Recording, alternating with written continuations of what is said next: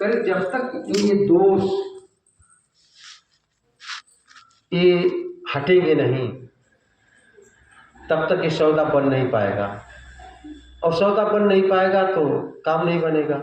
तो करें इसके लिए बार बार चेतन कर रहे हैं कि यदि हम माने वचन गुरु का, ठीक है, गुरु का वचन पहले ही वचन है, तन मन धन निरंकार का है।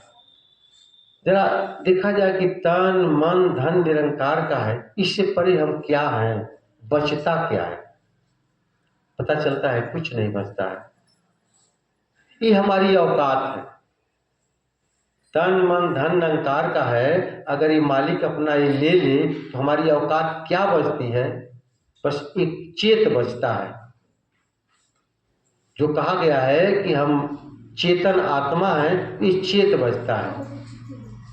तो औकात में परमात्मा का कहा गया है कि जब तक 5 परण नहीं माने हो नहीं सकता ब्रह्म का ज्ञान।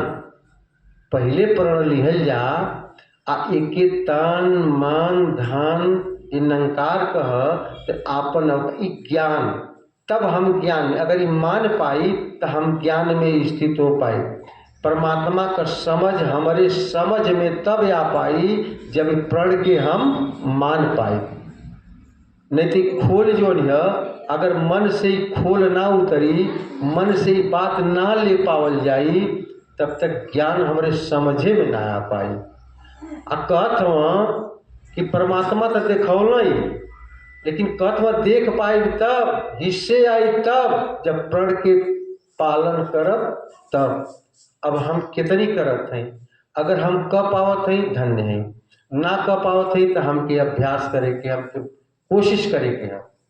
और इहे तन मन धन का जो गठरी है, सारी जिंदगी यही मन के पूर्ति में, यही धन के जुटौले में, यही कुल में हमन के लगल हैं, ये शरीर के देखभाल में, यही जो शरीर है यही के सजौले में तुलौले में आ देखलो जात है कि सजावत तुलावत एक दिन बिगड़ी जाती है। अब बिगड़ू के बिगड़ के पता चलत है कि एक दिन रहती ना। तो सत्संग जी अब सतगुरु समझ दिया, सहृदारी हमारी है कि इत जीवन होखे के तो होइबे करी। तो अगर मान लें पहले का लोग कौनो चीज का भविष्यवाणी कैला तो पता चल को भविष्यवाणी खरी उतरल समय पर। केहू का जैसे मान लिए कि कृष्ण कंस के सामने ये आकाशवाणी भइल कि हे कंस, जौने बहन के तू इतनी प्रेम से ले जा तो पहुँचावे के, वही के 8वें पुत्र से तुम्हार मौत हुई। वो घटना घटल तो हमहनों का तो कुछ भाग तकदीर लिखल हुई, तो जीवन होखे के तो होई। कहले हम हानि लाभ जीवन मरण जस अबजस विधि याद। अरे जन्म हमारे बस का ना तो मौतिए कहाँ हमारे बस का, बीच का जीवन व्यवस्था विधान है कहाँ हमारे बस का।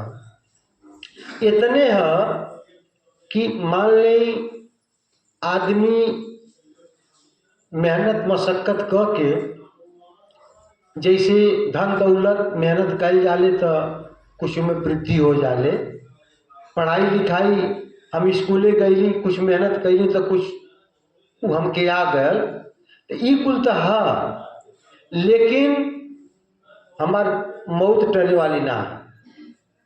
आज देखी सबसे बड़ा लाभ, सबसे बड़ी बात यह है कि आत्मा अमर है, आ एके अमर पद हासिल कैले का अवसर मिलल।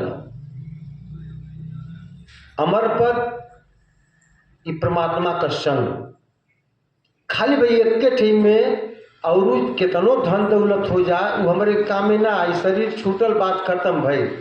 लेकिन यही में रह के ये शरीर के पाके हम ये अमर पद के हासिल कर लें।